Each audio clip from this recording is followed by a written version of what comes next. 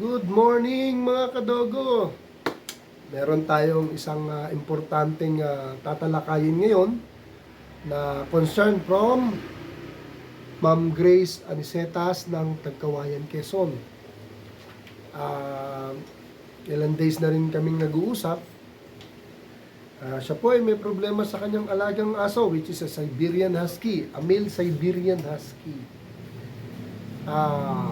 Sa kanyang kwento po kasi, no, siyempre habang nag-brought up siya sa akin ng problema, dahil nga humingi siya ng tulong, payo, kung anong gagawin niya sa kanyang alaga, habang nagkikwentuhan kami po, iniimbestigahan ko na rin siyempre. Hindi po tayo makakapagbigay ng magandang payo kung di natin alamin kung saan ang galing yung problema niya, ano ba ang pulot dulo. Nagsimula po yun, according sa aming conversation, yung kanya pong alaga sa madalit salita, ginagarapata po. So, hindi raw nawawala ang garapata. Normal ang aso normal. Malakas, healthy, playful. So, dahil sa kanyang kagustuhang mawala ang garapata ng kanyang alagang aso, nagsarili po siya, nagtanong-tanong, at kung paano mawala ang garapata. Marami pong nagturo sa kanya. Tapos meron siyang isa na sinubukan na akala niya po tama. Ulitin ko po akala niya kasi tama. Okay, mamaya po elaborate natin yung salitang akala niya po tama. Siya mismo naman, alam niya na mali po ang prosesong ginawa niya. Dahil sa simpleng garapata po, meron po siyang isang sinunod na payo mula daw sa kanyang matagal ng kaibigan na dog breeder din. So, sa madalit salita po, para po mawala ang kanyang garapata, kasi di raw nawawala sa mga kung ano-anong ginagawa niya, kung ano na yun, ano? So, sinunod niya yung payo sa kanya na gumamit po ng ivermectin inject. Okay? Sinunod niya po yun. Ito alam ko naman sa mga maraming experienced breeder, sa tingin ko may gumagawa talaga nun, no? So, no comment naman po ako, no? Kaya lang dito po sa nangyari kay ma'am, medyo nag-alala po ako kasi baka ma-experience to ng ibang mga bagong breeder or mga bagong pet lover. Dahil sa garapata po, nag-search siya at naghanap siya dahil sa payo sa kanya na injection na ng ivermectin. Okay? Ngayon, nung in-injection na niya po dun sa desired na milligram na dapat ibigay para sa kanyang aso, sa unang araw, unang linggo, wala po siya nakitang problema. Kaya lang, nung after mga ilang araw daw, yung pinag-injectionan niya, namaga, nagnana. Doon pa lang po may problema na. Okay? In-injection na niya sa, malapit na sa balakang ng aso, sa likod. Okay? So, namaga. After a week, maga. Pero kumakain naman ng aso. At hindi naman daw nawala yung garapata. So, after 2 weeks, ang sabi, ulitin, nag-inject po ulit siya. Okay po mga kadogo, Ito po yung kinukontent ko para lang po sa ating kaalaman. Okay? Kasi muntik na rin ako niyan, pero never ko pong ginamit yan dahil nga nagsasaliksik ako maigi, and even sa vet ko, nagtanong ako So, yun, twice niyang ina-injectionan for 2 weeks. Kasi 2 weeks ang gap para injectionan daw. Same milligram. Same dami ng dosage. So, ayun. Magti 3 weeks po, lumabas po ang problema ng alaga ng aso. Ano pong problema? Nanlilaw po ang mata. Yun na yung naging problema po. Okay. Si Mami, willing na i-vlog ko to dahil nga para na rin sa kaalaman ng iba. Kasi piniliwanag ko rin sa kanya. And sabi niya, sir, tama ka naman talaga. Okay? Sa simple pong garapata, sa dami po natin ginagawa at binibili, mga kung ano-ano, sumayin po natin yung gastos. Ganun din eh. Bakit hindi pa tayo bumili ng chewable, napaka-effective? Wala pa pong side effect. Ilang buwan din mawawala talaga garapata nun. Kasi kailangan po natin gawin. Yung po pinaka-safe, yung mga chewable. Any brand. May kamahalan. Pero gaya na sabi ko, kung susumahin po natin ang mga ginagastos natin sa mga binibili natin pantanggal ng garapata, pag pinagsama-sama natin, malaki rin eh. Bakit di pa tayo bumili ng talagang para sa kanya, sa garapata? Tick and flea. Even sa mga sakit sa balat, tanggal doon eh. Yung mga mangge, umaagapan kasi yung garapata, nagkukos din ng mangge yan. And hindi lang yun, pati arlikia. So, hindi pa tayo bumili ng tama, yung para talaga sa garapata. Which is yung chewable, okay? So, yun na. Nanilaw na ang mata. Hindi na raw kumakain.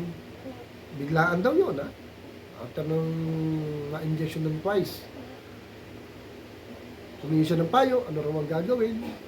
Ano ba ang first aid? So, kinat ko na yung sinabi niyang first aid. Sa mga ganung kaso kasi, ma'am, sa ating mga dog lover, iba ng usapan, nanilaw na yan. So, ang laki na ng damage nung na-inject niya yung gamot na yon. Honestly, ginagamit yan. Yung ivermectin, ano? Even vet gumagamit niyan. Kaya alam po, ito, papayuhan ko na kayo. Huwag po tayo mag-self-inject ng ivermectin. I know naman, hindi naman tayo lahat may pera. Ako, wala akong pera, you know? So, pero hindi ko itatry yun kasi inject na ang pinag-uusapan dito. Medyo, dapat talaga po, professional po ang gumagawa, no? Okay? Yun lang sinabi niyang namaga, nagkanana, yung pinag-injection na niya, mali ng injection ang ginawa niya. For sure yun. Kasi nagsugat. Nagnana, nagdudugo na, tumutuloy yung dugo doon sa pinag-injection na namaga. So, mali na kagad. Well, marami po magsasabi bakit gano'n, bakit bet. Yung po ang realidad. Kung talaga pong mahal natin ang ating alaga at kung sa tingin natin na kailangan talaga, pilitin naman po natin na malagay sa tama. Ang ivermectin po, hindi po basta-bastang gamot yan. Tapos tayo mag-i-inject. Meron yan sapat na timbang, sapat na dosage, at kailangan tama yung pag-inject. Which is, nagkamali si ma'am, siya mismo aminado. Kaya nga, siya, willing siyang sabihin itong nangyari sa kanya, kasi nga, para hindi na raw siya tularan. Honestly speaking, para makatipid si ma'am, siya mismo nag-inject. Hindi naman po natin masisisi, siyempre, di ba? Dahil yun ang napayo sa kanya at sa tingin niyang tama. Kaya lang yan, lumabas yung problema. Inuulit ko po, yung mga ganong proseso dapat po, mga expert. Sino po ba expert? Yung mga nag-aral, which is the best. Sila lang ang nakakalam ko ng tama. Kaya ayan po, lumala ang problema. Kaya yung sabi niya sa akin na anong gagawin, maninilaw, anong dapat, first aid, kinat ko na kagad. Kasi hindi na po pang first aid yan. Malala na po ang sinapit ng kanyang alaga. Dapat po yan, ibet. Yun lang nasabi ko, ibet. Kay ma'am na yan, kung ibebet or not. Pero yun talaga ang tama, ibebet na natin. Naninilaw na po. Affected na po ang liver. Kasi ang ivermectin, pag mali talaga, mali ng dosage, liver daw tinitira niyan. Ayan, isa lang may example yan si ma'am. Liver, kaya nandilaw ang mata. So sa ating mga dog breeder, dahil di sa pahintulot ni Ma'am Grace, ilabas tong gantong senaryo para maiwasan, wag na po tayo mag-self-inject ng ivermectin. Ipadaan na po natin sa mga professional, which is vet. Kung talagang gusto nila yon at ang vet naman sasabihin, talagang makakatulong para mawala ang garapata, sila naman ang magsasabi. Alam nila. At kung sila mismo ang nagsabi nun, sila na rin mag-i-inject. Alam na rin po nila kung paano ang tama. Dosage at procedure. So may iwasan yung ganyan, pamamaga ng maling pag-inject. Okay? Marami kasi paraan naman na mawala ang garapata, no? Ako kasi talaga, sa 9 years kong experience, Ang dami ko na try. Sa mga vlog ko, nag-DIY din ako eh. Kaya lang pag alam kong harmful para sa kanila, nag-search, pinakamaganda talaga po chewable. Wala po siyang masamang, what do you call that? Masamang epekto. At ang laking bagay po talaga. Gumaganda talaga ang skin, nawawala ang mga kuto, garapata, naiiwasan mga skin na problem. Ganun kagaling ang mga chewable. Kaya kay Ma'am Grace, maraming salamat sa iyo, Ma'am. Pasensya na po kung ang pinayo ko sa inyo is ibet kasi medyo delikado na po ang stage na yan. Nanilaw na po. Nagka-problema po yan for sure sa liver. Kaya thank you po at pinashare nyo sa akin itong experience na to. Kaya sa ating mga kaibigan dog lover, lalo na sa mga nagsisimula, kung may magpapayo po sa atin na mag-inject tayo ng ivermectin, ako po, hindi ko po pinapayo na gawin yun. Sa tingin ko, maraming gumagawa. Some of them siguro, okay naman. Pero for sure, some of them hindi. Kaya hindi ko po ipapayo. Dahil unang-una, hindi naman tayo professional para gawin yun. Kaya ang pinapayo ko, ipadaan po sa professional mo sa meron. Okay? Sana po,